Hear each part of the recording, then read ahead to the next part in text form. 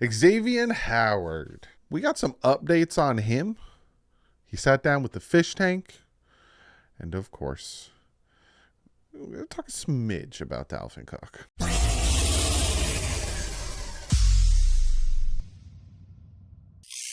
What is up, Finn fans? Yes. You heard me at the very end of that intro.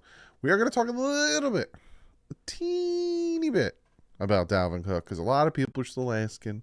A lot of people are wondering what's going on with him and all that stuff. So just a smidge bit, just a teeny tiny bit. But this video is mostly dedicated to Xavien Howard. Now, he sat down with the fish tank and said something's very interesting.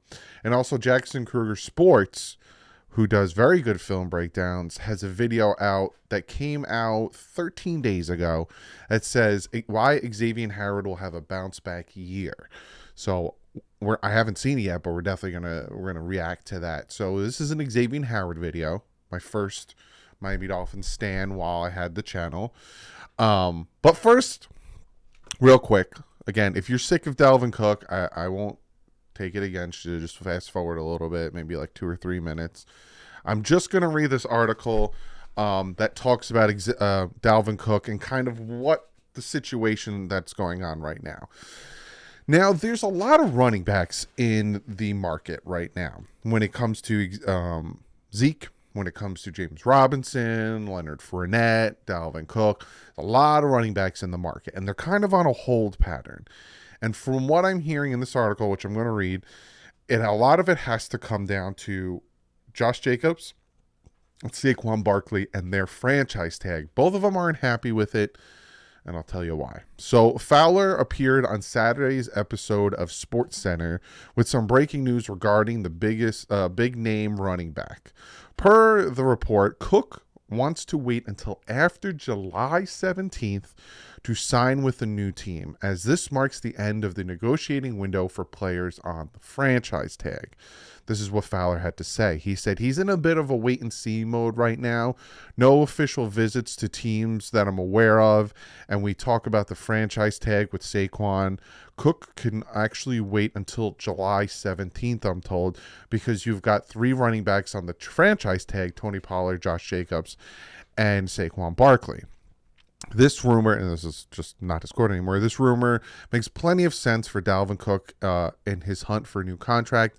The running back market has dried up this offseason as the plug-and-play nature of the position, combined with the insane talent in the 2023 NFL Draft, has created a surplus of starting caliber running backs. By waiting until after the negotiation window closes, Cook could see the market rise if somebody like Tony Pollard comes to terms on an extension. Additionally, waiting out the market means that he will be the unquestioned best option available, which obviously increases his odds of earning a large payday.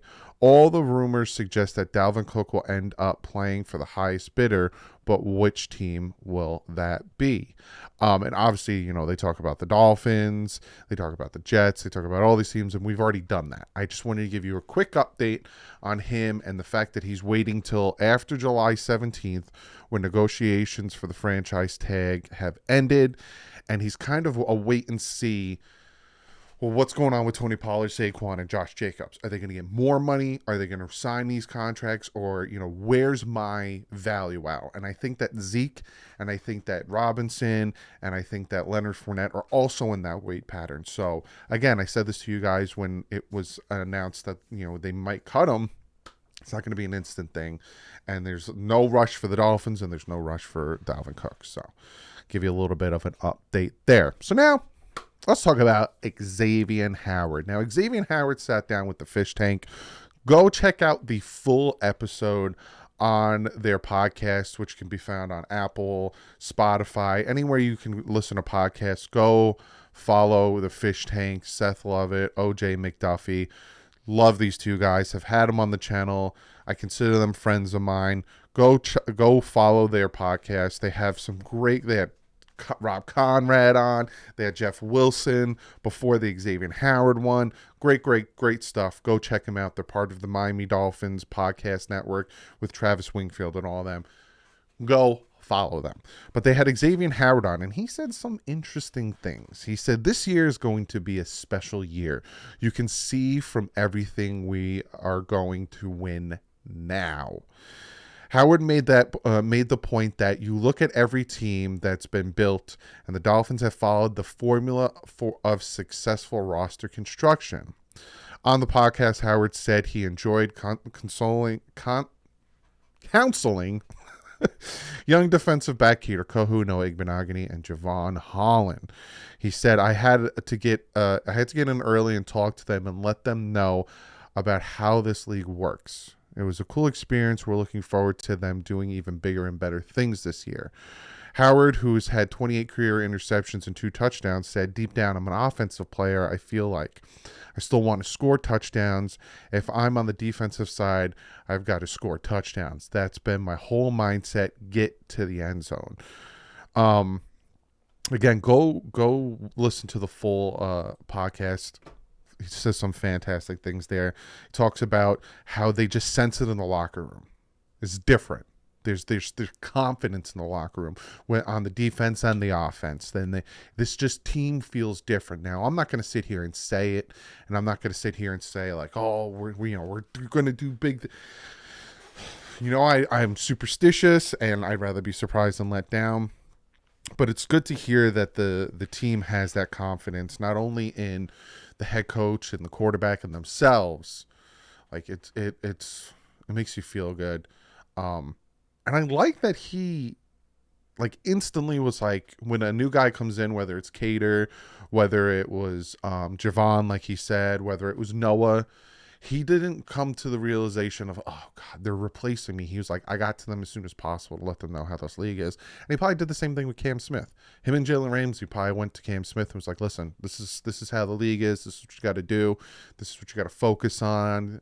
He's probably like, look, we're going to be facing these receivers. These are their tendencies. They're helping each other. And, I'm a huge Xavien Howard fan. Like I said, when I started this channel 5 years ago, he was my number one guy. Defended him to the earth. I made videos defending him. Him and Rashad Jones are my dudes, and I would defend them. Like when Rashad Jones against the Jets was like, I'm done, and he like gave up. I was like, no, he didn't give up. He was sick of the defense. He was sick of it wasn't Rashad. It wasn't Rashad. I defended the crap out of them. So it's good. It's nice to hear the confidence building. I'm really, really happy about that, and I need to see how it all pans out.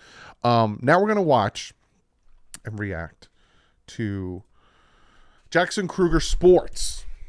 He made a video, film study, why Xavien Howard will have a bounce back year in 2023 for the Miami Dolphins. I will say this one thing to Jackson. Jackson, I hope you're watching. I love your videos. But your thumbnail has Xavien Howard on it, right?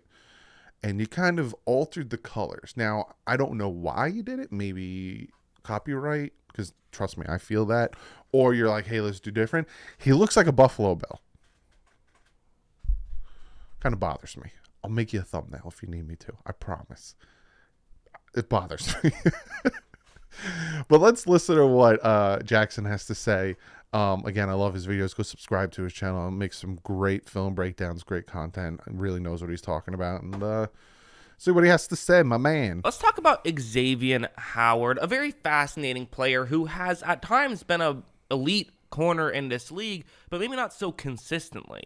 Yes. If you look at his Pro Football Focus grades year in and year out, he's now had 7 years in the league, and he's only had 1 year above an 80 grade. That was a very good grade, 87.3. Also does have a 77.3 grade in there and another above 70 grade in there, but then some rough ones as well. He's been an inconsistent player. Now, one thing worth mentioning is that the 2019 season, well, yes, the grade was low, only 322 snaps. I wouldn't take too much into account there. So really, if you look at his past 4 years where he's gotten at least 800 snaps, he's been very good in 3 of them and only had the 1 down year, which was last year. Personally, when I watch a lot of the tape, that's also what I saw. I saw that he was mostly very good, but kind of a step back last year. But as I was watching more tape, I really do think that he could potentially have a massive bounce back year in 2023 in a Vic Fangio scheme. And let me explain why. And to explain why, we got to watch some film. So first, let's start off with some of the stuff he does well. And I'm only going to show tape from this most previous season.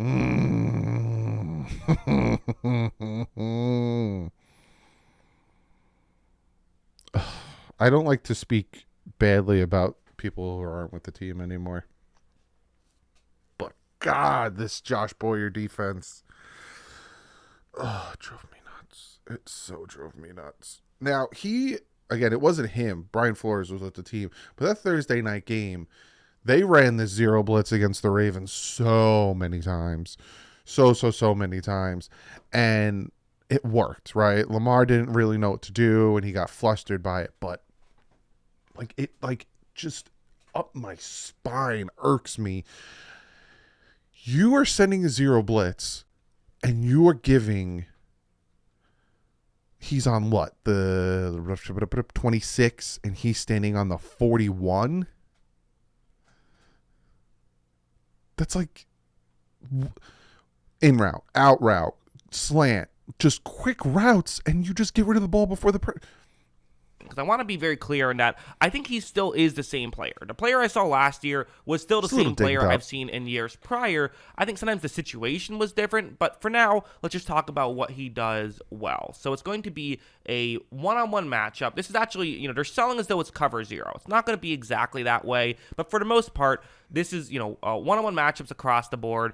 And, for a quarterback, you have to be prepared to get rid of the football quickly in this situation. Yep. So that's what Lamar is going to do. Yep. Get rid of the football quickly. And Howard knows that. Howard is prepared for a potential quick throw. And watch what happens. Look, right off the bat, you see how well Howard reads this. And while you could potentially say this is a risky play to move in.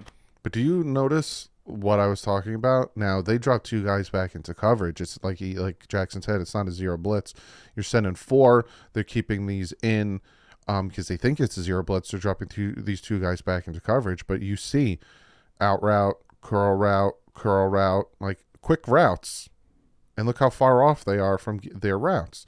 Now, he's going to talk about X and how good he is at jumping it. I think this is the play where he almost had the interception. And if you go back and watch my best of for this game, I almost pooped my pants because I thought it was a pick six. I hated this defense.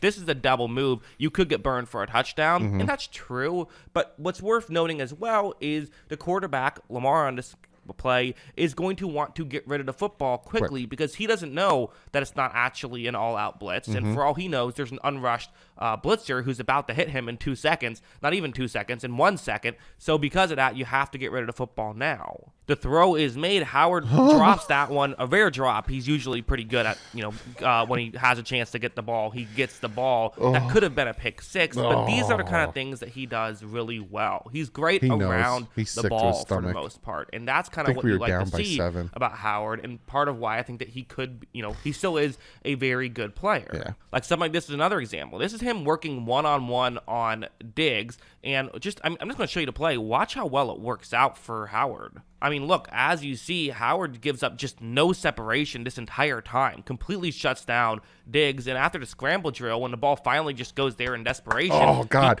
I felt like that clap was, that clap was involuntary. I felt like I was watching the game. Oh, such a good play by X.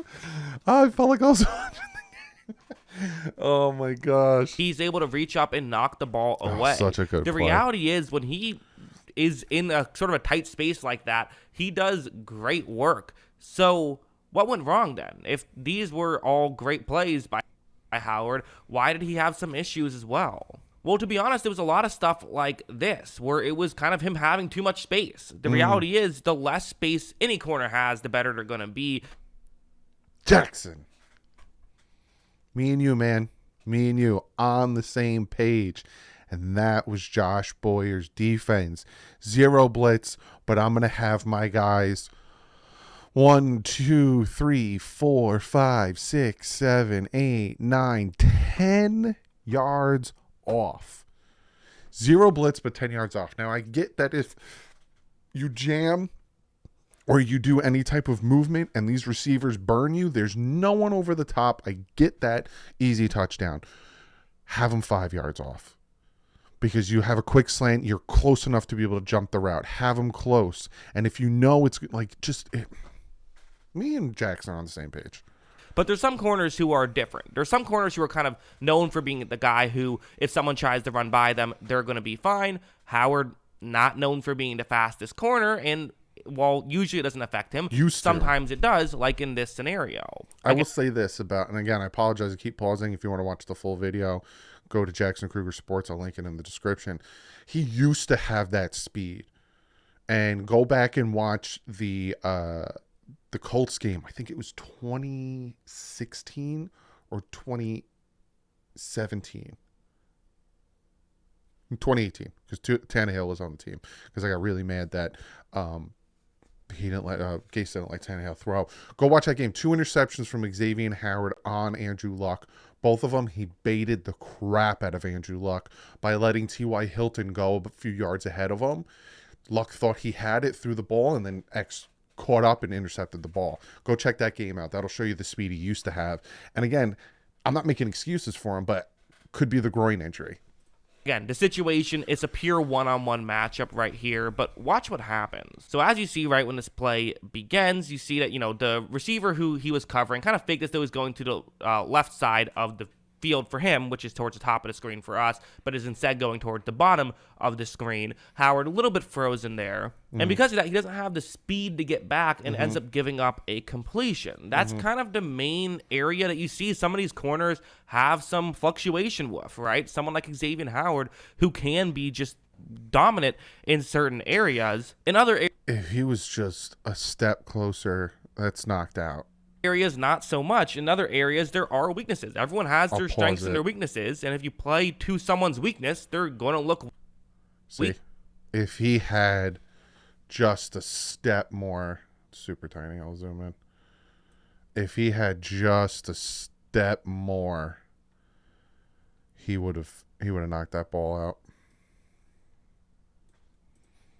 That's what I saw from Howard last season, in my opinion. So why do I think Howard could be a really good fit in the Vic Fangio scheme? Well, because he's not going to have those types of situations that he had in Miami of being sort of left out on an island that we've seen him, have these past couple of years, which, listen, you can still make that work. I should mention that. You can still have a very good Xavien Howard season where he's constantly getting left one-on-one. You don't need safety help, but you do have to be a bit peculiar in who you put him up against and making sure he doesn't go up against these speedy receivers and making sure that he's in favorable matchups to where he can not just do well, but thrive and be the elite player we've seen him be. Great breakdown from Jackson. I actually looked up because I wanted to know man coverage versus man coverage versus zone coverage, and where he actually does better. And because he's going to be playing more zone with Vic, like Jackson brought up. And I found this. After spending nearly 70% of his coverage snaps in press coverage in 2019, Howard pressed opposing receivers just 32.2% of the time in 2020, the year he had 10 interceptions. And it produced excellent results. Only Marcus Peters was more effective in press coverage last season, with Howard finishing second to the Ravens corner, negative 20.6, and targeted EPA on such throws at negative 16. Some teams opted to challenge Howard deep and learned that was a bad decision. He recorded 4 interceptions on deep targets, the most in the NFL in 2020, and finished with a targeted EPA of negative 17.4 on such targets, the lowest rate in the league. So Jackson makes a great point, and I think with him and Jalen Ramsey, who also was in the Vic Fangio style of defense with the Rams, I think these two guys are going to thrive, and I think X is going to get back to the X of the past and really be put into a good situation versus Josh Boyer, who kind of put him in a crappy situation and kind of put him on an island a lot. Didn't let him be able to do his thing, be free, and play Xavien Howard style football. So I'm right there with, Jackson. I think this is going to be a good year for him, especially having Jalen on the other side, and then you got the young guys in Cater and Nick and Trill, and then you have Cam Smith going to be learning, helping out. I think this is going to be a good year for this defense. Now, it's all about also getting the pressure, and that's something else we're going to talk about, that up front and getting, pressure and what can Vic Fangio dial up. But to answer the question that the title probably is will Xavien have a bounce back season? I'm going to say yes, especially in this this defense. But it's an offense because, like he said, he wants to score touchdowns. Comment below. Let me know what you guys think about Xavien Howard. Do you think he's going to have a bounce back year, or do you think he's washed? Comment below. Let me know what you guys think.